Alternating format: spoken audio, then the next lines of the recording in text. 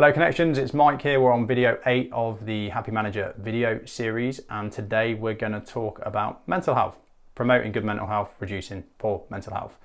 Mental health is a very popular topic to talk about and be aware of at the moment, and the reason for that is, in my belief, because it's more challenging now than it's been before.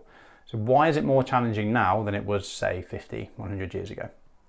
Well, the reason for it is because the natural supporters of good mental health that used to be built into our lifestyle have reduced, and the external stresses that contribute to poor mental health have increased. So it's a simple mathematical sum: more stressors, less promotions of good mental health, which is leading to new challenges.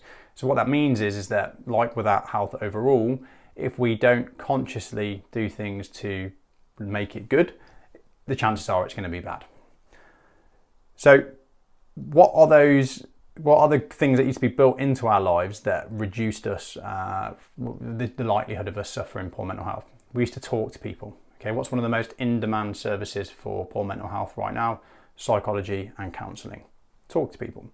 That used to happen as part of our lives because we weren't on our phones, we weren't distracted, we were in communities, we talked to people as a way to pass the time, and we spent time with people that were older than us and wiser than us, which is the counsellors and the psychologists, whatever else it might be. So that used to be built into our lives.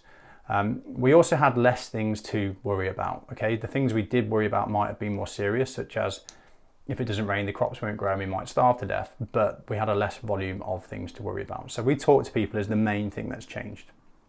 Today, we've got more contributors to our stress. So like I just said, they might not be as serious, but the volume of them is more. We compare ourselves to the world of people on our phones. We worry about the bills, we worry about paying things, we worry about politics, we worry about the news, we worry about what's being told to us on the television. So we don't talk as much as we used to. We worry about more stuff. It's obvious that we're going to have more mental health issues. In regards to the workplace, the speed in which we work and the volume of work we can do has increased exponentially because of technology.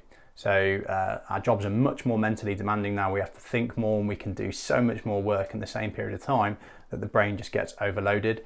Combine that with not talking, not switching off, and it's again obvious that we're going to have mental health issues. So we need to be a little bit aware of that, or why is it happening? The physical health piece as well contributes to it. If we're not looking after our health, our mental health suffers as well.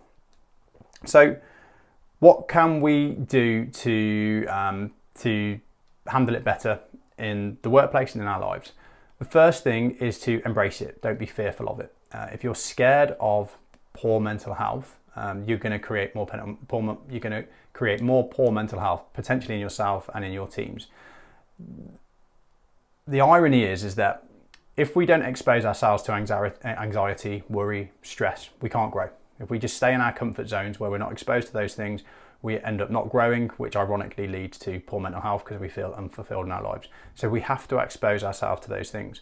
What happens is, obviously, once we expose ourselves to those things, we start to suffer a bit.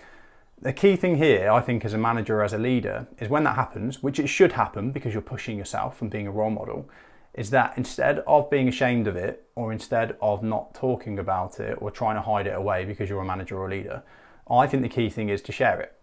I've been working too hard for the last 2 weeks and actually I'm starting to feel really burnt out and I'm losing my motivation. Like, share that with your teams, because number one, you're doing the key thing that we know improves mental health, which is talking.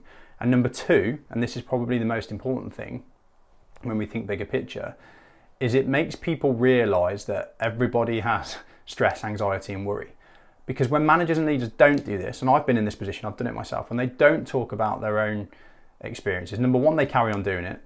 They carry on doing the behavior that's contributing to it because they're not talking about it. But number two, they create the illusion to the people that are below them in seniority that to get to those positions of leadership, you need to be somebody that doesn't suffer with any mental health, and that if you do suffer with mental health, you're obviously not as good as those people. And that creates a world of trouble because it just leads to everybody holding this stuff inside, not talking about it, which means it builds up till it becomes an issue. But if we accept that poor mental health is a part of life, and that we're going to suffer, and that we're going to have anxiety, and that we're going to have stress, and that that's part of growth, if we accept that, but we talk about it openly, we're going to feel better as managers, we're going to feel better as leaders, and our employees are going to feel better about themselves and feel more human because they know that the people they look up to have the same challenges that they have.